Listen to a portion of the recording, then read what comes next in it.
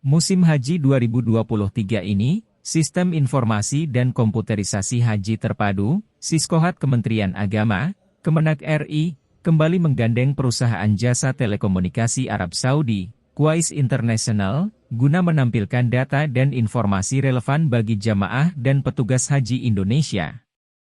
Aliansi kemitraan ini sejatinya sejak 2018 lalu. Karena pandemi global, COVID-19, kerjasama ini terhenti. Minggu 28 Mei 2023, tim teknis Qais International mulai menginstal dashboard screen informasi haji di selasar utama kantor urusan haji Indonesia di Jalan Sayyid Suhada, Distrik Mas'ani, Madinah.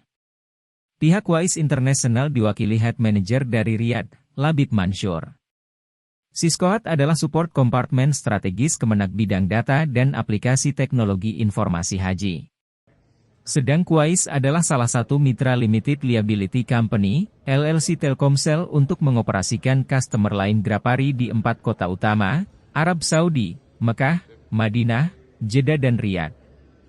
Ambari menyebut, dashboard haji ini nanti juga akan diinstal di kantor misi haji Indonesia di distrik Shisah Mekah, dan 2 bandara kedatangan dan kepulangan jamaah haji, di Amir Muhammad bin Abdul Aziz, AIMA, Madinah dan Terminal Bandara Haji King Abdul Aziz Jeddah.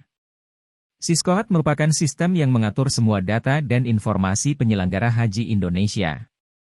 Mulai dari jamaah mendaftar, jamaah menunggu, waiting list haji, sistem pelunasan jamaah yang manasik, pemeriksaan kesehatan, hingga jamaah yang berangkat ke Arab Saudi, jamaah melakukan wukuf, dirawat dan jamaah pulang kembali ke Indonesia.